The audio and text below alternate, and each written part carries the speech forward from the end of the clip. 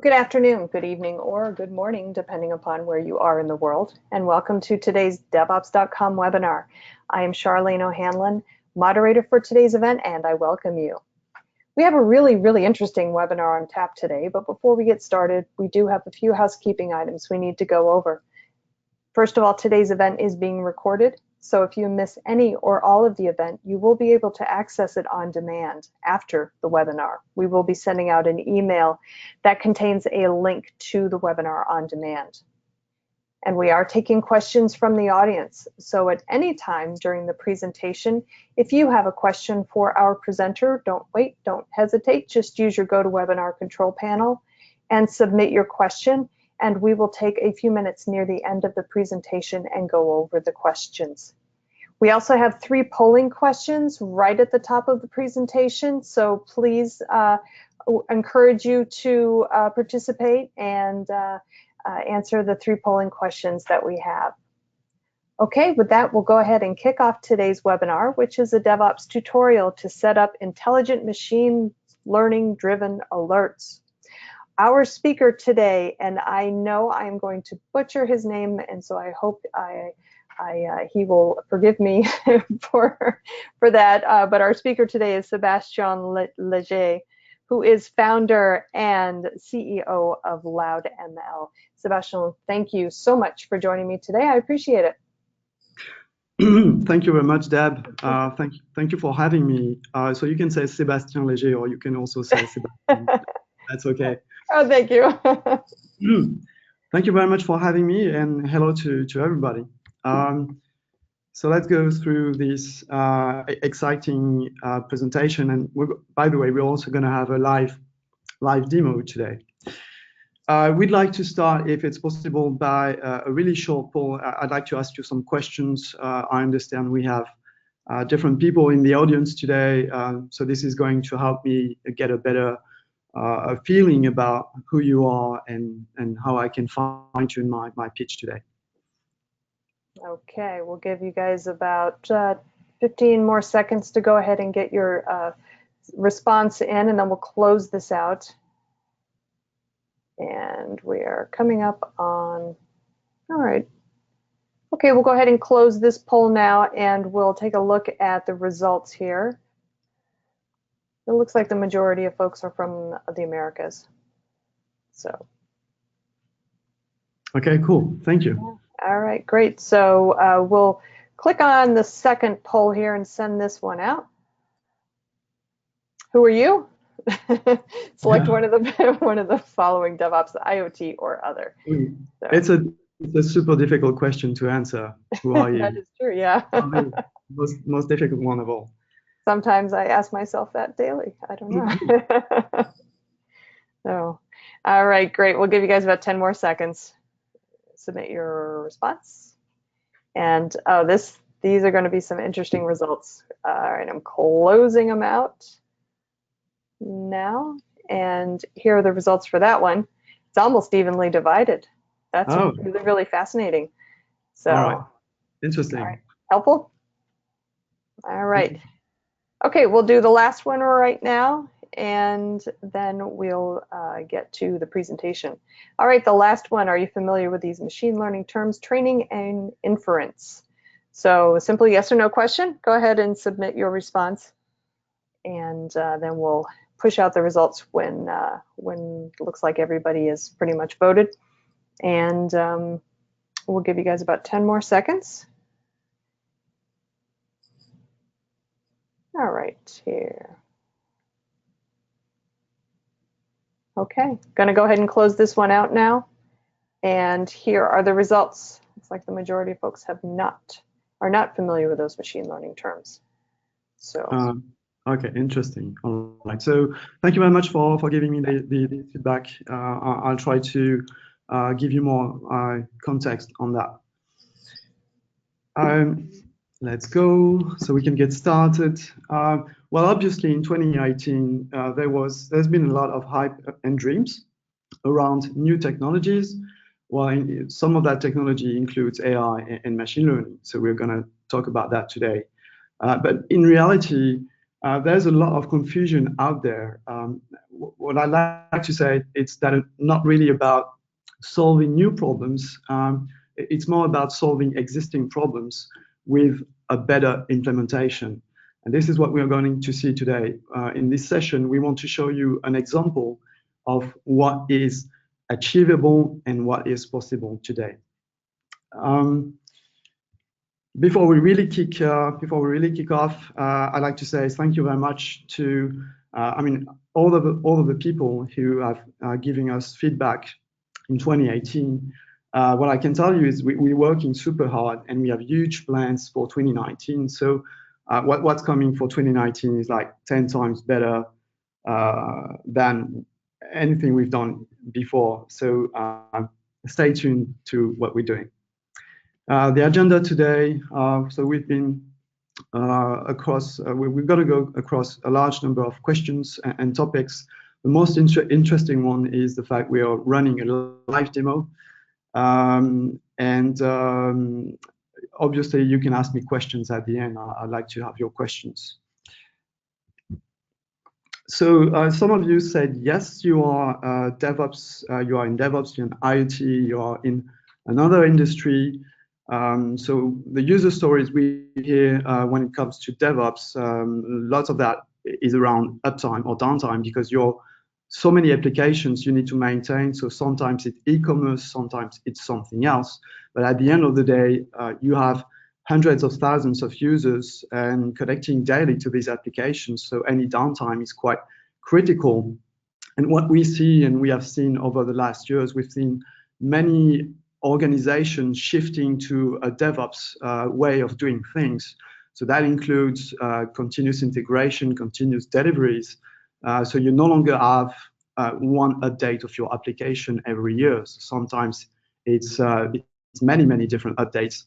And what you really want to know whether these updates that now happen all the time, whether they will cause any issue, any downtime, and you really have to catch these really fast. So the benefits in machine learning in that space is really to give you clarity in finding those problems really fast and being able to give a really fast answer to those problems.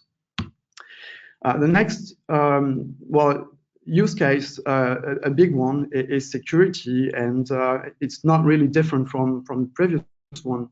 The benefits of machine learning in that space are actually very much the same.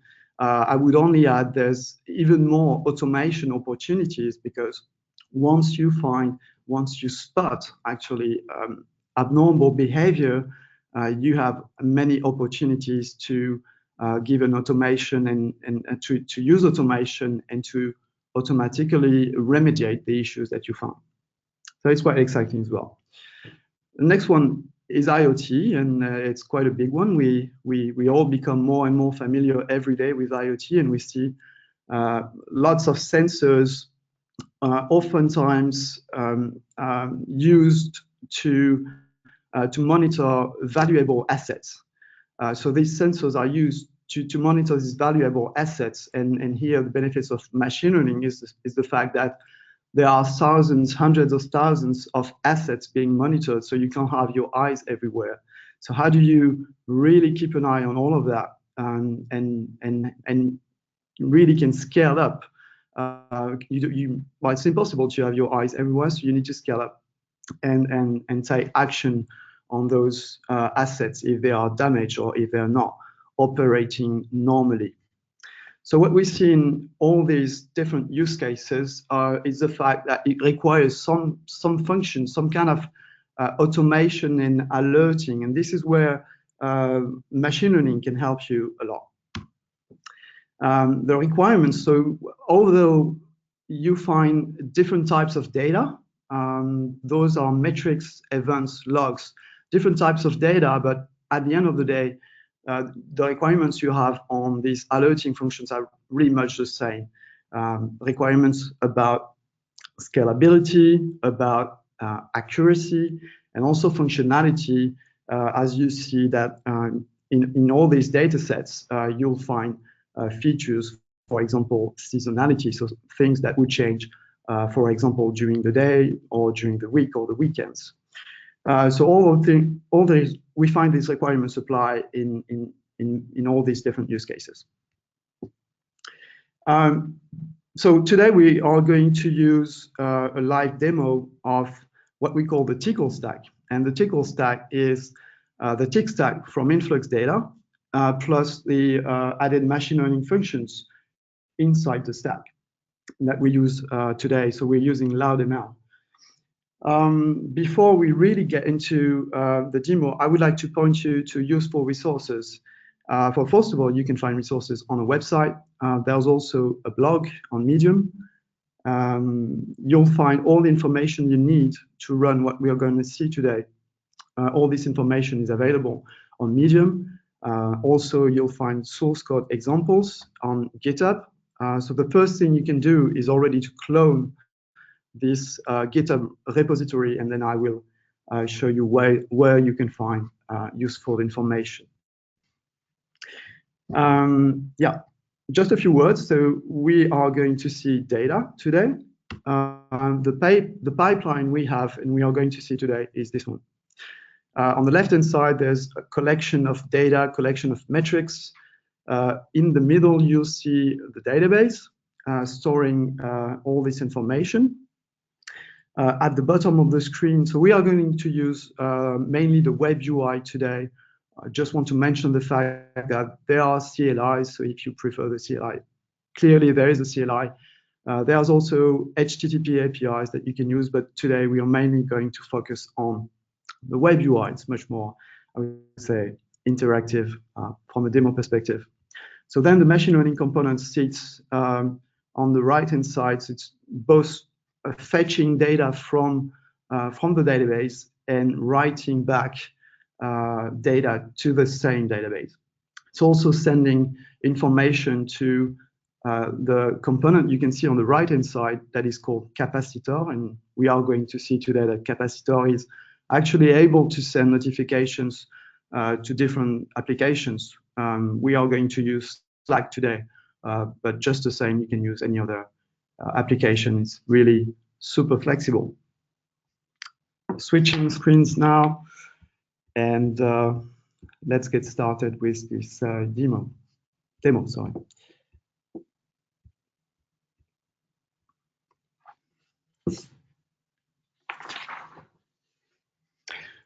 So in this demo today, we have both live streaming data that you can see here. It's in the Telegraph database.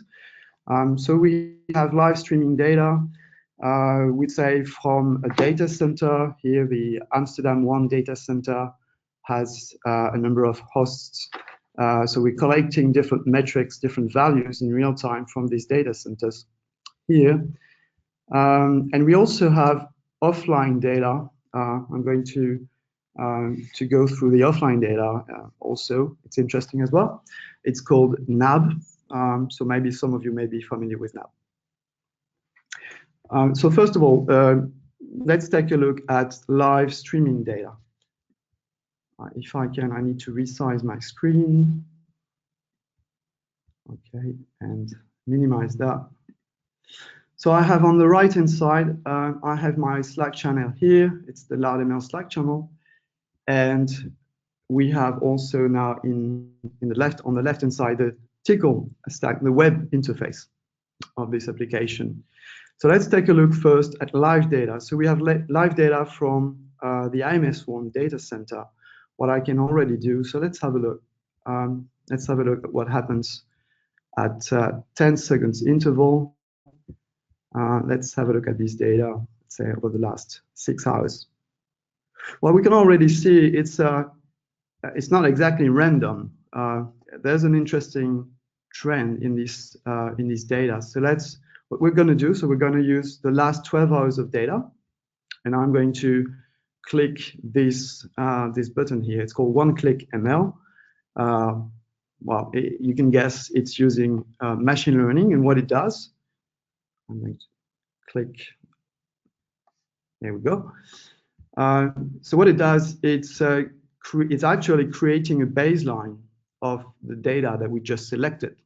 So it's using a history of data to learn. So for for all of you who said, I'm not familiar with learning, I'm not familiar with inference. So what learning means, what's interesting, well, machine learning it's the learning that is interesting. So how do you use a history of data to learn some useful information? And extracting useful information here means extracting a baseline, extracting the expected trend inside this data.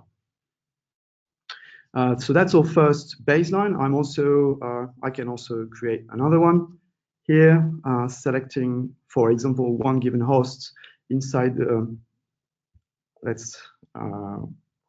okay, let's pick another one. Let's pick another data center, GRA2, this host, right? Okay. And again, hit the same button, and now we can switch to the LoudML tab on the left-hand side, and we see that we have a number of things going on. So we have these two jobs running, and as I just mentioned, so training means learning. So these jobs are learning really the baseline of your data, of the data that we just selected. I'm only going to go through the settings here, going to disable the annotations. We don't really need them because we are going to use Slack today. But if you want to keep them, so the annotations would be visual indicators inside on the screen. Maybe it's going to be a bit cluttered, so I prefer to disable them today. We're going to use Slack. So let's keep this baseline training going. And in the meantime, we can have a look at offline data.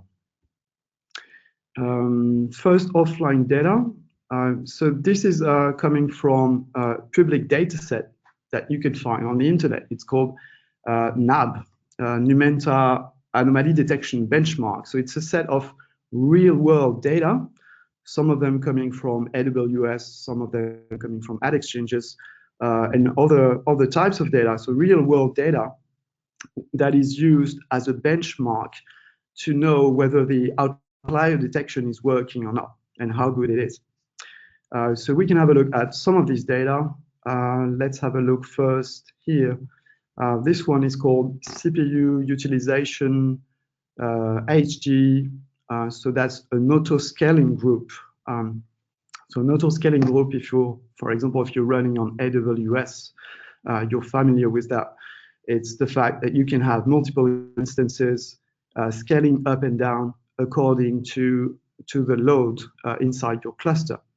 So what we find in this NAB dataset, we find that the system load, the system CPU load is, well, most of the time close to 30%.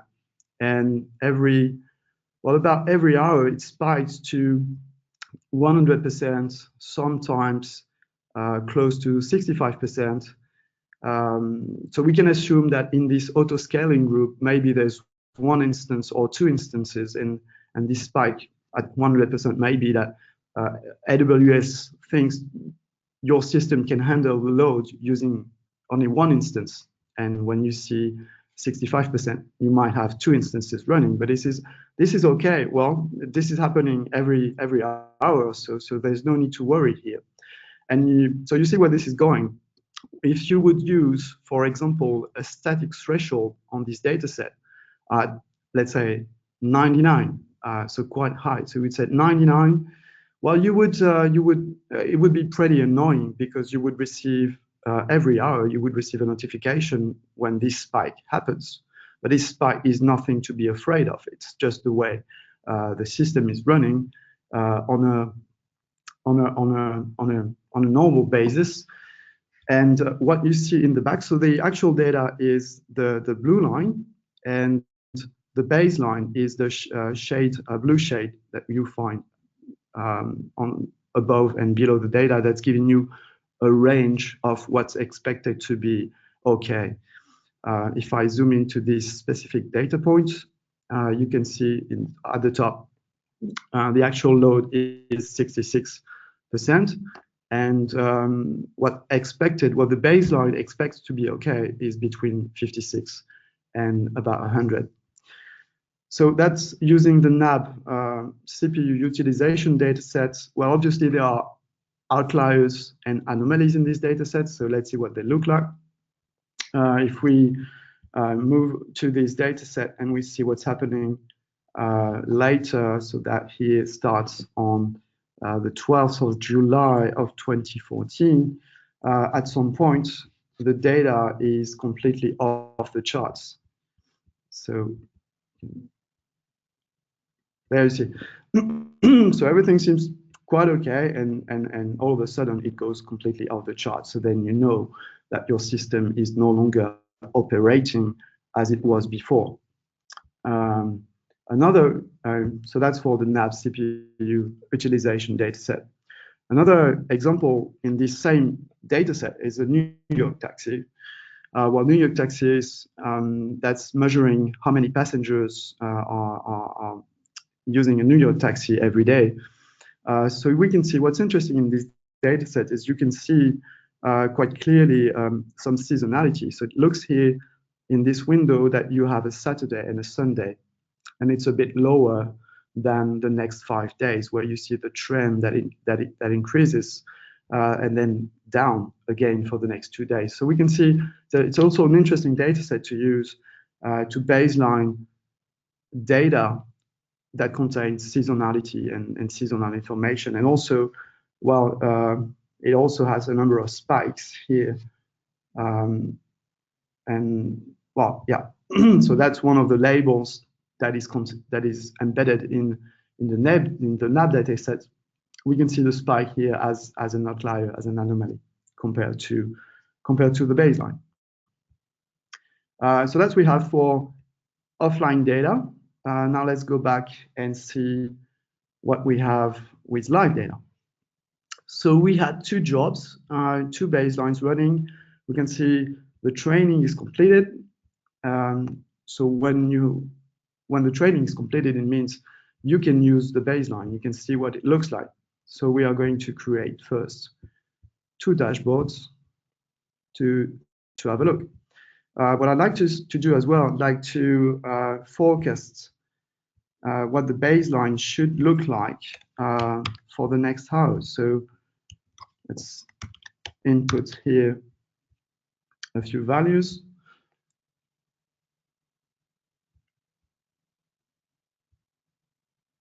Should take a few seconds, I think.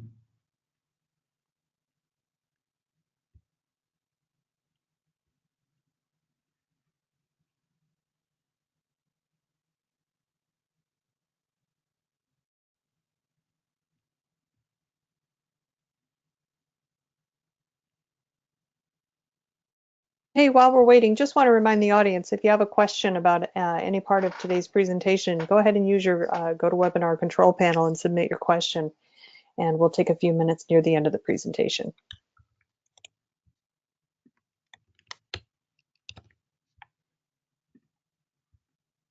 All right, so okay, so forecast is completed. So you can see now we have the past data on the left-hand side. Let's refresh that screen every second. So we have the past data on the left-hand side, the forecast that has been just created on the right-hand side, and we see that new data is coming as the chart is updated every second. Well, we can do the same with the other one here, and let's have a look in the dashboard. So different data sets, different selection. The baseline is not the same, but I mean, I think you get the idea. Also here it's updated in real time. We can focus, for example, on the last 15 minutes. Yes, last but not least, important. So now we have, so you see the setup, you have new data points updating. You also have the baseline that is created in live and also inserted inside the database. Finally, to connect the dots, how do we send notifications to Slack?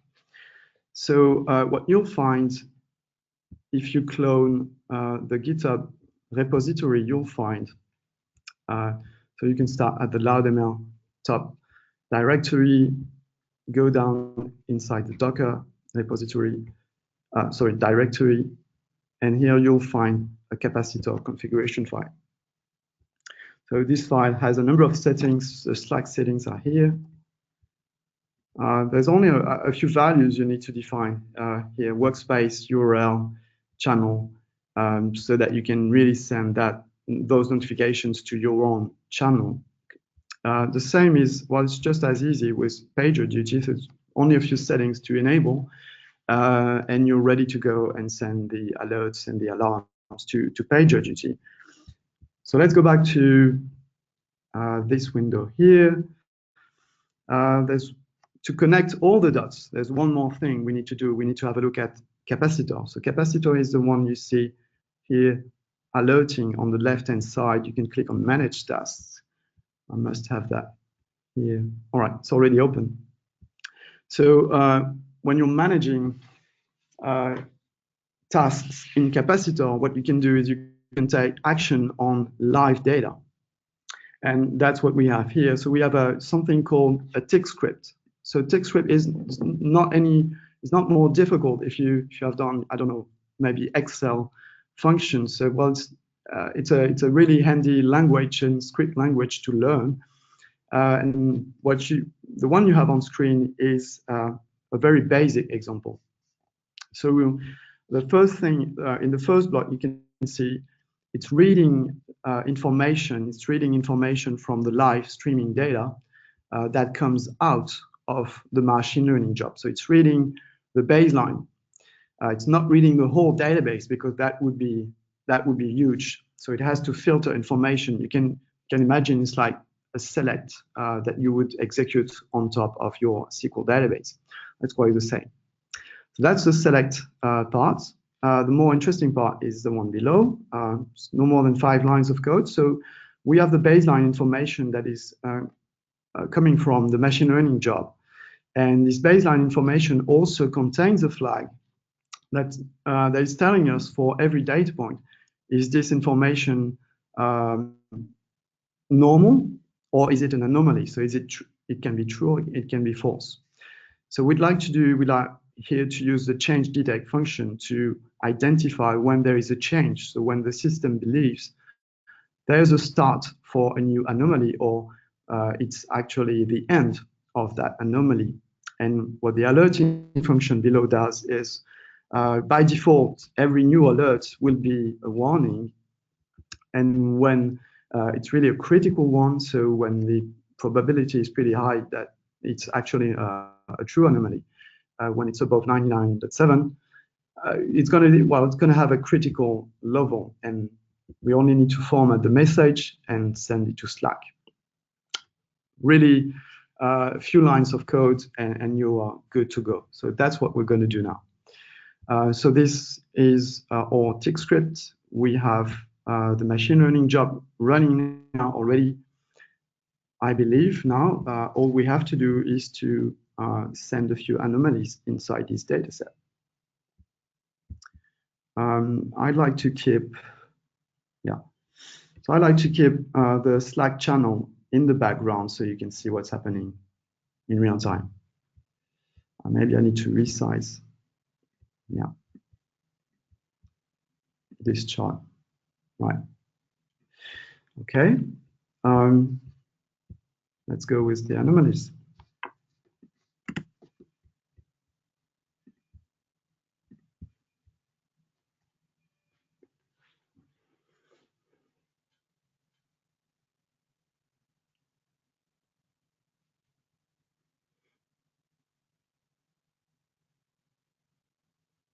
Okay, so well, we can see it's going up quite fast now.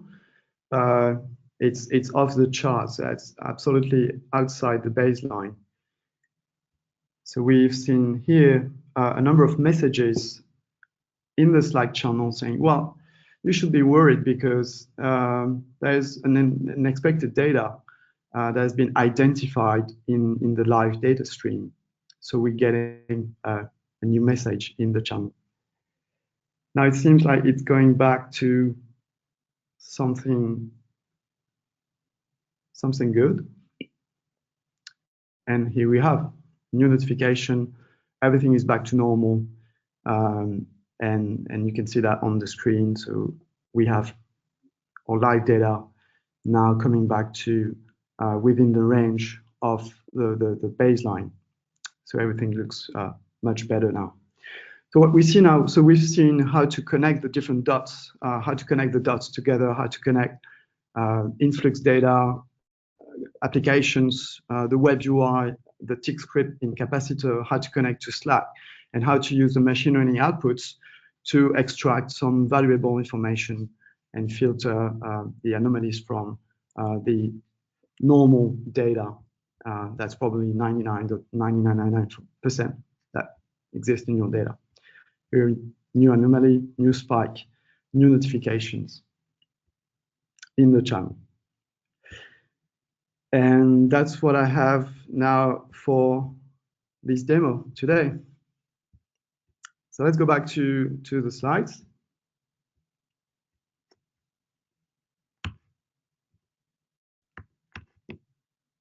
Well, now I'd like to say a few words about what you might have heard about, well, false positives. And it's really about how do you know if your implementation for anomaly detection, how do you know if it's telling you the truth or not? So the way it's done, usually in the data science community, is to look at what is called a confusion matrix. And while this confusion matrix can be, I have to admit, a bit confusing sometimes, but it's really about how do you measure the accuracy of your implementation and how do you compare one implementation to the other. So what's important to have in mind is to know how many times will this implementation give you the right answer. And if it's giving you the right answer 9 times out of 10, that's probably better than having the right answer 7 times out of 10. So I think you can get the idea here. One common metric that is often used is called the F1 score that you see at the bottom of the screen. And this is a really simple metric between 0 and 1. And the higher it is, the better implementation you have. So the more truth you can get from this machine learning implementation. Now I'd like to say a few words about donuts. What I said at the beginning, I said it's not about solving new problems, about solving existing problems. It's only a better implementation. And that's exactly what donut is. Donut is a better implementation of outlier detection. And it's actually something that is like 6 months old. It's a publication from the research community in April 23rd, 27. And the way you can think about it is, I like to think about it as a roller coaster. So you can think about any time series information as a roller coaster. And what you see on the right-hand side, you say, well, if you are on this green track or on this blue track, you're fine. So as long as you are on the roller coaster, you're not falling, so you're good. But any data that would be outside, that would fall off the track, would be considered an outlier. The way this is working through what you've heard about. It's called deep neural networks. There are many different types of deep neural networks. One you see on the screen now is called an autoencoder. That is used. Well, this is used in many applications. One of them would be image processing, for example, removing the noise. It's really doing awesome when you want to remove noise from images. That's one of the application. And it's also the same idea behind Donut. So Donut is using this implementation to process time series information and give you a baseline of that information. So an example you have at the bottom right of the screen is how Donut sees your data. Donut sees your data as a roller coaster. And one example is at the bottom of the screen, and you can see, well, here and there are a few data points outside the roller coaster, and that would be the anomalies in your data set. It's a really cool implementation. It's one of the top state-of-the-art implementation, actually. The F1 score, without going too much in detail, can go up to 0.9. That's close to 1. So that's close to something that is giving you the most accurate answers. It's also able to understand seasonality. You'll find in real-world data set that seasonality is pretty much always there. So it's an important fact, and it's unsupervised by default. What you've seen in the demo that I was running previously, I was using Donut, and I was using LoudML. So why LoudML? Well, LoudML is to give you access to the best implementations that you can find and deploy that in a really efficient way. So it's a number of things I'd like to mention. So the demo you've seen today in this webinar is using our 1.5 release that is not yet publicly released. It has a number of implementations, advantages. What I'd like to say before I conclude this webinar, I'd like to say we are starting a private beta for this version. We'd like to invite a few of you today in the audience to join the beta and really push this implementation to its limits. So its limits in terms of scalability, in terms of data. So we'd like to know if you're interested. You only have to drop me an email. We have a contact form on the website. Really excited. This is something we are licensing either for single users, or if you'd like to license the technology, you can also do that. To license the technology and also be able to embed the same functionality inside your products and services. So all you have to do is to drop me an email through the contact form, give me some context about who you are and the problems you'd like to solve, and then we'll get back in touch. Thank you very much to all of you.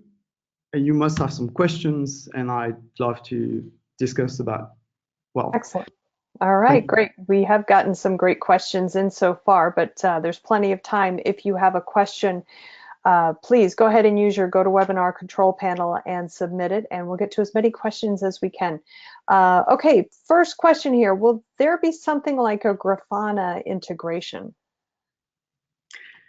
Yeah, it's one of the most frequently asked questions. We didn't have any time yet to focus on Grafana, but I absolutely would love to see a Grafana implementation. Okay. Next question then. Hello, I'm not sure how to understand how or when the tick scripts are executed. So maybe you can go over that again real quick. Okay, so how the tick script is executed. We can so the tick script is here. So the tick script is reading data from the database. It's reading data from a measurement.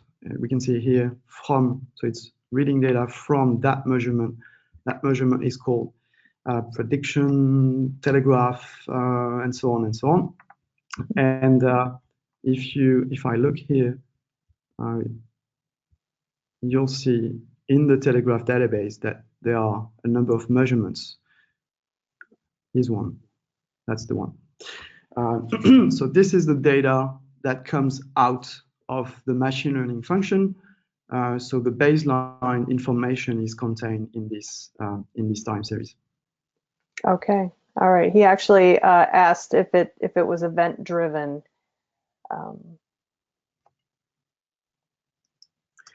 Is it event driven? Event driven. Is it event driven? Yes. Okay. All right. Excellent. Okay. Next question. Forecasting is a loud ML feature, or can be done without it?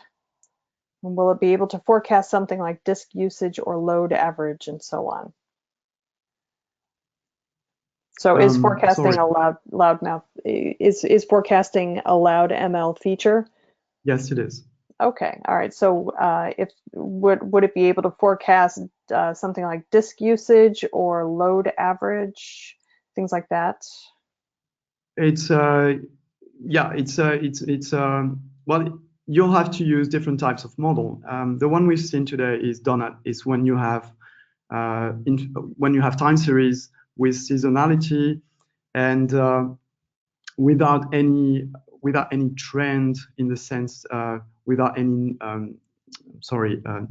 it's called non-stationary. So for example, the disks would be non-stationary information because your disk can fill up. So you have time series data that goes up and up and up and up and up. So that's a special case. When this happens, you need to have a different type of model. So in that specific use case, Mhm. using donut will not be a solution. You'll need to use another type of model. Okay. All right, great. Still plenty of time for questions. If you have a question about any or, well, any part of the presentation, go ahead and use your GoToWebinar control panel. Our next question, how do you mitigate the risk of learning bad behavior? For instance, what if the app shouldn't be spiking CPU to 100 every hour? How do we avoid learning bad behavior? That's the Yes. question. Yeah. So the learning fact is when you create the initial baseline, that's what I did at the beginning. When you create the initial baseline, it's important to select data that you think is okay. That's when you create the initial baseline.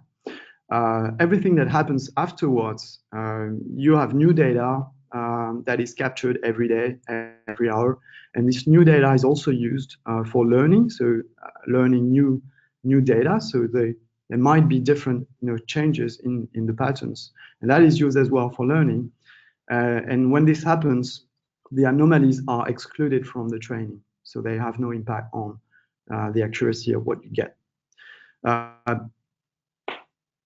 It's not always a good thing to start learning from data if it's not the one you think is correct. You need to start from a good baseline, basically. Okay. All right, great. Next question. Can you show the slide that has the stack you're using?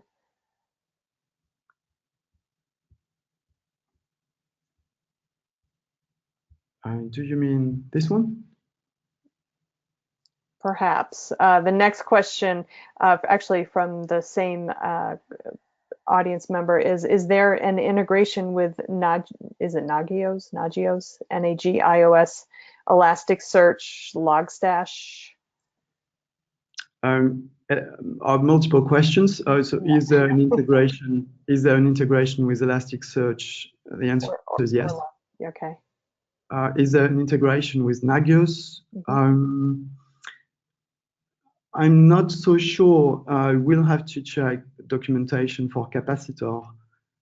There are many different connectors available in Capacitor, and by the way, it's an open source application, which is great.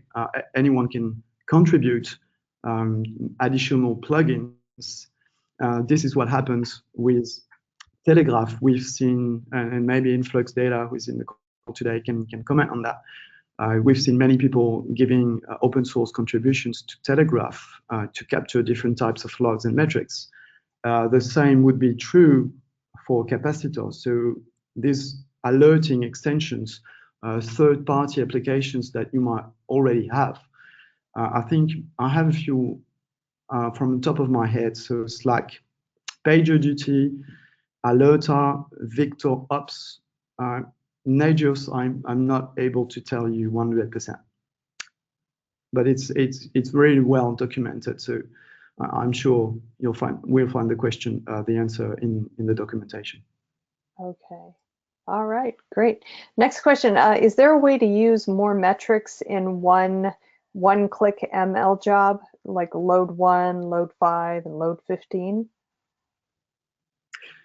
The short answer is no. So the question is, is it possible with the current one-click ML to select different different metrics or different values, different fields here?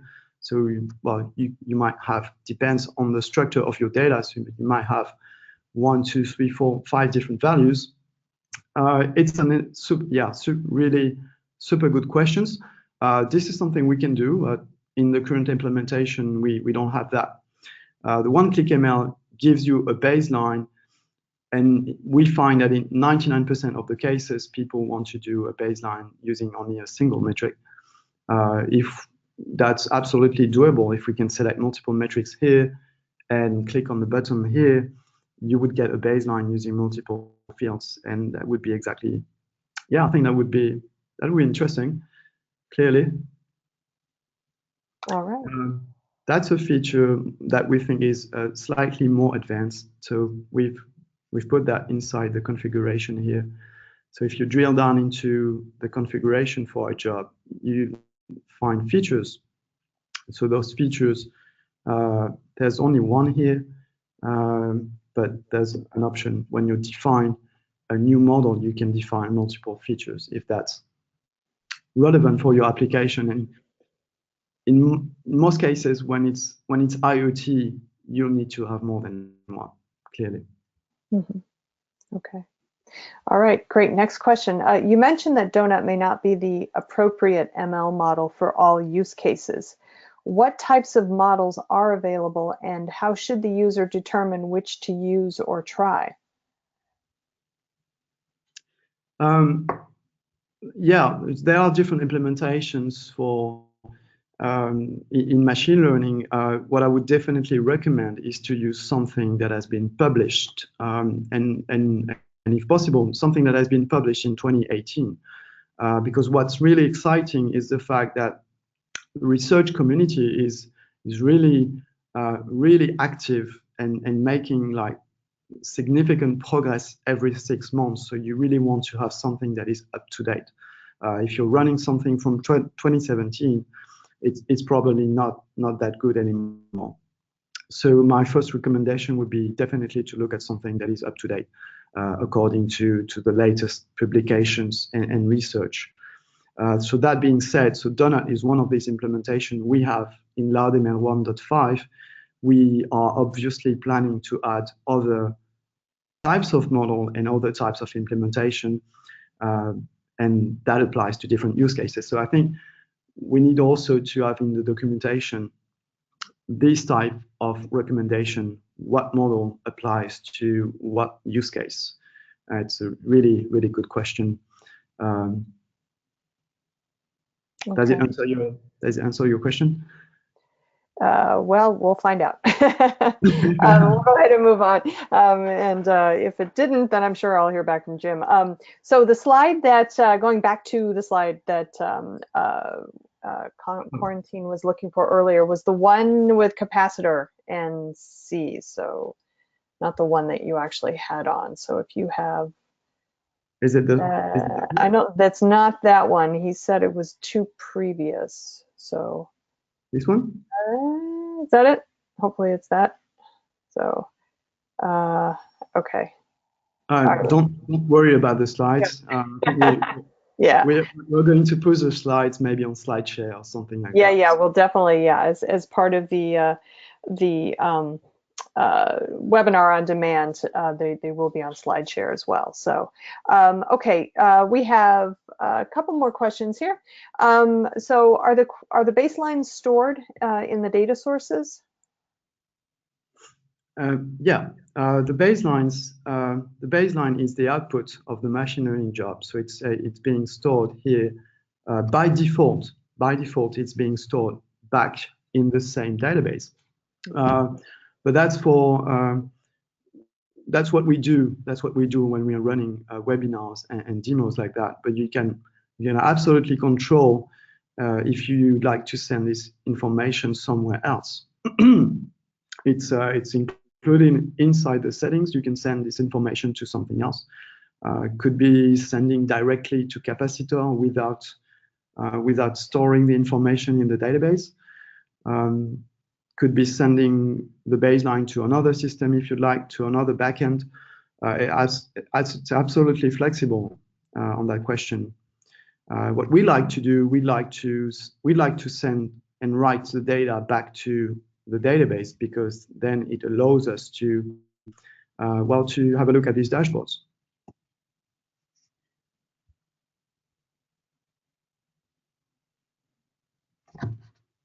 Neat. Okay. All right. Great.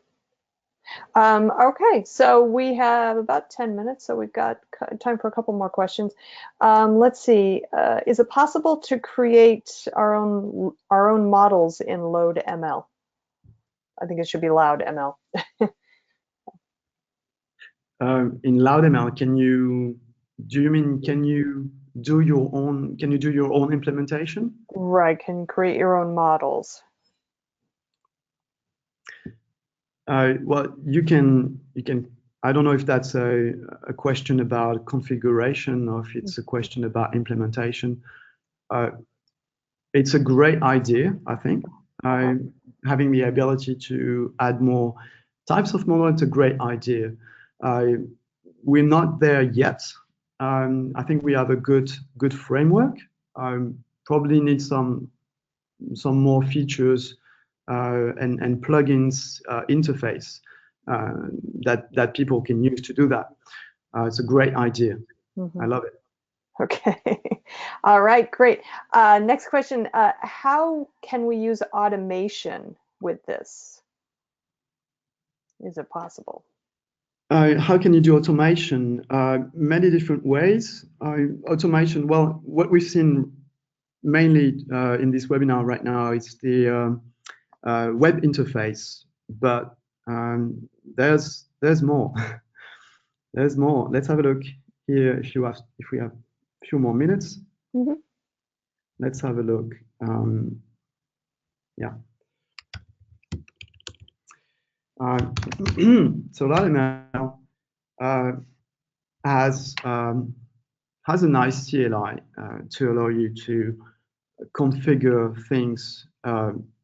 If you are scripting, if you are doing that kind of work, you can definitely use the CLI. So when I guess if you're speaking about automation, many times we would implement automation using a number of scripting features. So the CLI is one way to achieve that, defining new models, creating them, requesting forecasts, creating checkpoints, loading checkpoints, training. You can do all of that using the CLI. You can also do that using an HTTP API. So any feature, any function that you can find in the CLI is also available through an API. Let's try to say, for example, so let's pick this one. So, for example, if I'd like to read the configuration for a given model, I could do that. And it sends me back JSON information that contains the definition of that machine learning model. So it's a donut model. It's using a sliding window of 720 points.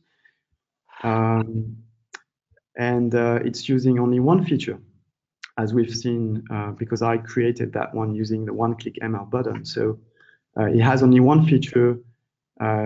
It's an aggregation using the count of a number of values. It's filtering information based on tags that you have inside the database. Here, 2 tags that must be true to filter the information. This is how this given model is defined, and while you can interact with the job in a number of different ways. For example, there's a forecast API you can use that way. The training API would be spelled this way. You can absolutely do this type of controls. And if there is something missing, by all means, if you see something missing, by all means, you have to let us know. Okay, great. We're about 5 minutes to the top of the hour. I think we have time for one more question, then we'll close it out.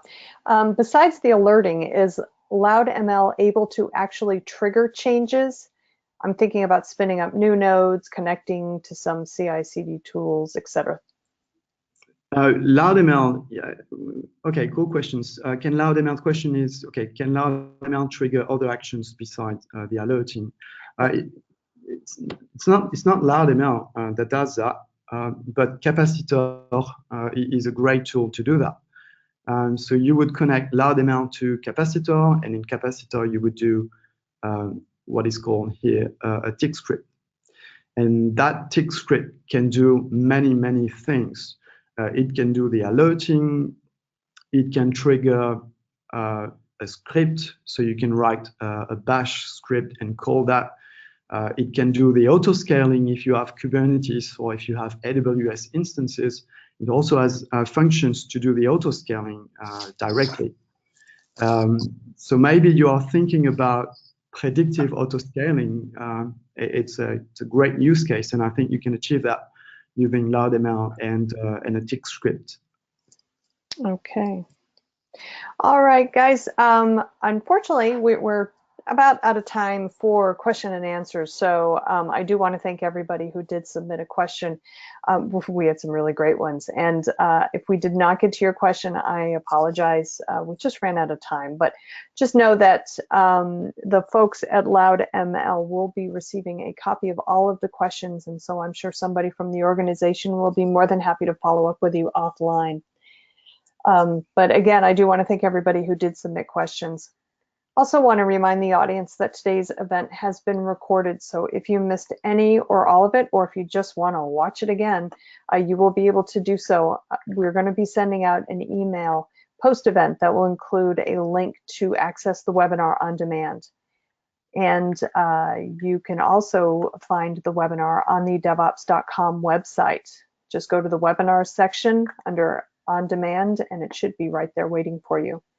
And while you're there, please check out the other webinars that we have, both upcoming and on demand. Hopefully there'll be one or two that pique your interest. Sebastian, thank you so much for being patient with me pronouncing your name and for giving such a great presentation. I really appreciate it. Thank you very much, Deb. Thank you for having me. Thanks a lot. Excellent, excellent. Well, thank you everybody for joining us today. This is Charlene O'Hanlon, and I'm signing off. Have a great day, everybody.